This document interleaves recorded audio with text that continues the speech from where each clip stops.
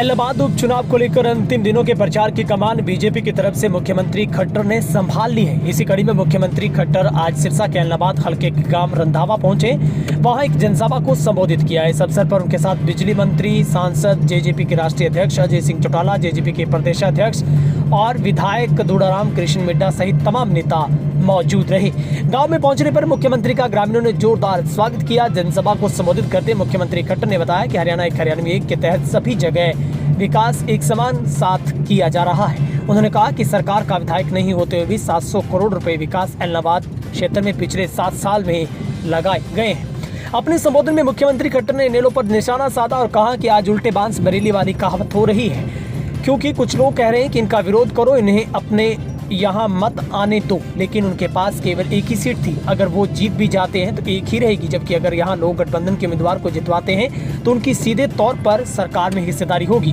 मुख्यमंत्री ने अपने संबोधन में कहा कि सरकार तो हमेशा ही विकास चाहती है, लेकिन यहाँ के विधायक ने कभी यहाँ के लोगों की बात नहीं सुनी और काम करने की बात को नहीं उठाया है। उन्होंने कहा कि कुछ लोग डराने धमकाने की बात करते हैं, दबंगई की बात करते हैं, लेकिन उसी परिवार के लोग भी उनके साथ हैं, इसलिए वो सब संभालेंगे, किसी को डराने की जरूरत नहीं है। जहां पर खट्टर ने मंच से कई बड़े प्रहार है वो अभय चौटाला आईएनएलडी के ऊपर किए हैं और गर्मजोशी के साथ मुख्यमंत्री का स्वागत किया गया। आपको बता दें कि अब चुनाव प्रचार अपने यौवन पर है और कुछ ही घंटों का वक्त बाकी रह गया है चुनाव प्रचार के थमने में। उससे पहले डिप्टी सीएम और सीएम की जबरदस्त एंट्री ने अब इलाहाबाद उपचुनाव की हवा में बदलाव ला दिया है। जहां पर विपक्षियों की नींद उड़ी है तो वहीं पर अब जेजेपी और बीजेपी के तमाम स्टार प्रचारक मुख्यमंत्री और उप मुख्यमंत्री की तरफ से लगातार धुआंधार प्रचार किया जा रहा है।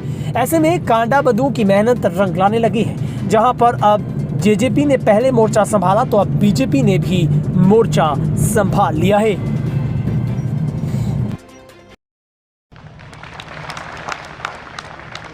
भाइयों बहनों, पूर्व वक्ताओं ने इस चुनाव के बारे में क्यों ये चुनाव आया और किसके कारण से आया, किस मतलब को लेके आया, वो सारी बातें आपके सामने रखी हैं।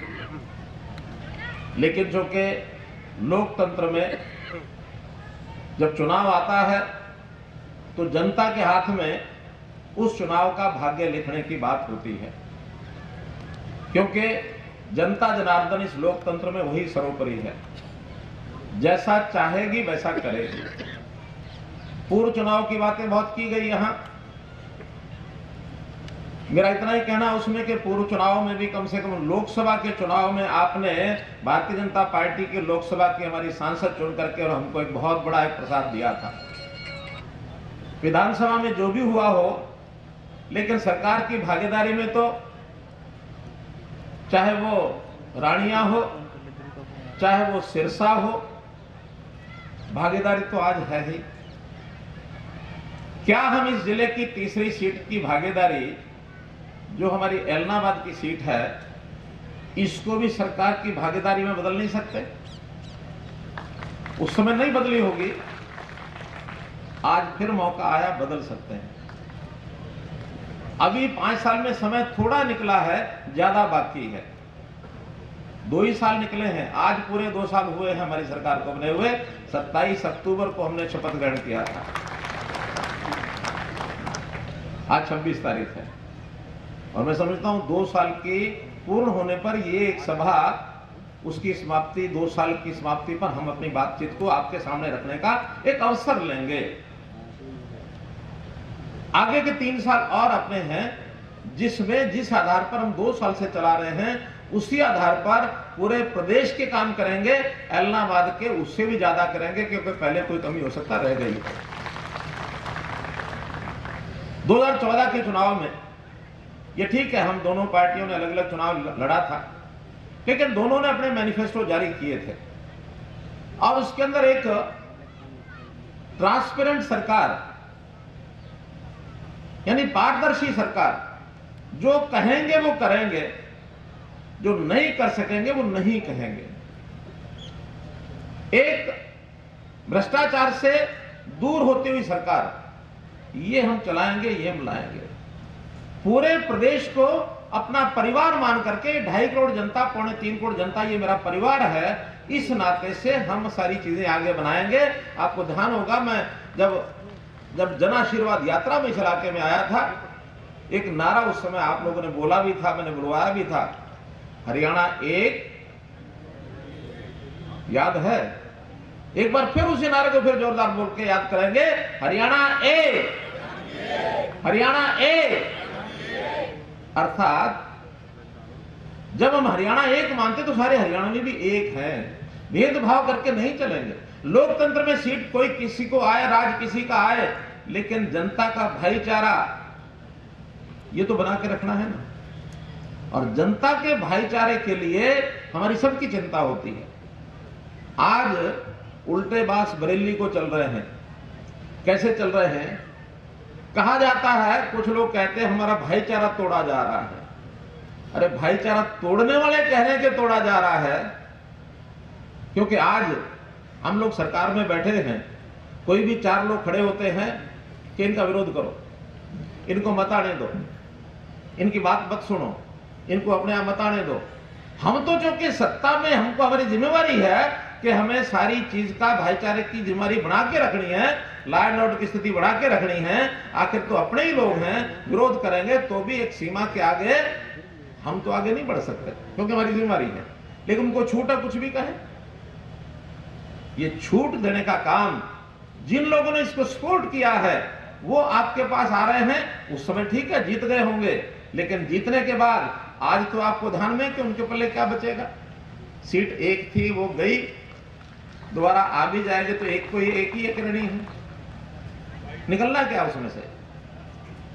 और यदि आपने भारतीय जनता पार्टी, जननायक जनता पार्टी के संजय उम्मीदवार को आपने जिताया, तो आज से ही आप सरकार बनाने के लिए वोट नहीं डाल रहे, सरकार में शामिल होने के लिए डाल रहे हैं। ये उस भाव को भी देखना है, हमने भाईचारा अपना बना के रखना है। प्रदेश के अंदर वातावरण को खराब करने वाले जो लोग हैं उनको दूर रखना है। वातावरण खराब करने की कोशिश यहां भी की जा रही है, लेकिन नहीं होने देंगे। डराया धमकाया जा रहा है, आप निश्चिंत रहो, कोई आपका बाल बांका करने वाला नहीं है। यहां चिंता मत करो। मेरे पास समाचार रोज आ जाते हैं कि कुछ लोगों को धमकाने के लिए वहां लोग पहुंच गए कि तुम फलाने को वोट नहीं दोगे तो अच्छा नहीं होगा। अरे भाई, वोट हमारी जमीन है, हमारी अपनी खुद मर्जी के साथ वोट हमें देना है। जिसकी इच्छा होगी उसका वोट देंगे, कोई दबाव से हम वोट नहीं ले सकता। इसलिए किसी प्रकार का दबाव महसूस करने की जरूरत नहीं है। हमारा कोई दबाव नहीं है, लेकिन किसी का दबाव मानने की भी जरूरत नहीं है। आज तक जब इस इलाके में इस प्रकार के लोगों का बोलबाला रहा, जो आज बोलबाला अपना जबरदस्ती का दिखाना चाहते हैं, उनका काम क्या होता था? यही होता था, चलो इसको किसी को पकड़ के थाने में ले जाना, थाने में ले जाओ, बाद में थाने से निकलवा के लेना, निकलवा के ले आओ, थाने में भेजना, थाने से निकलवाना, यही काम होता था। हम इस काम को नजदीक ना किसी को जाने देंगे और ना कभी सपने में हम सोचेंगे। मित्रों, हम देश की सेवा, समाज की सेवा, किसान की सेवा, मजदूर की सेवा, सबकी सेवा के लिए आए हैं।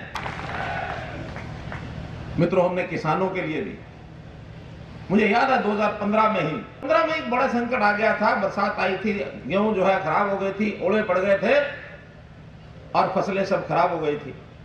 उस समय सबसे ज्यादा मुआवजा 3 जिलों में मिला था, या तो पलवल जिले में मिला था, या भिवानी जिले में मिला था, या सिरसा जिले में मिला था। तीनों जिलों में 2015 के अंदर मुआवजा मिला। और जब जब कोई खराबा आया, उसका हमने हर एक किसान को समय रहते, हालांकि बाकी प्रदेशों की सरकारों में इतना मुआवजा नहीं जितना हम देते हैं। 12,000 रुपया मुआवजा सरकार देती है।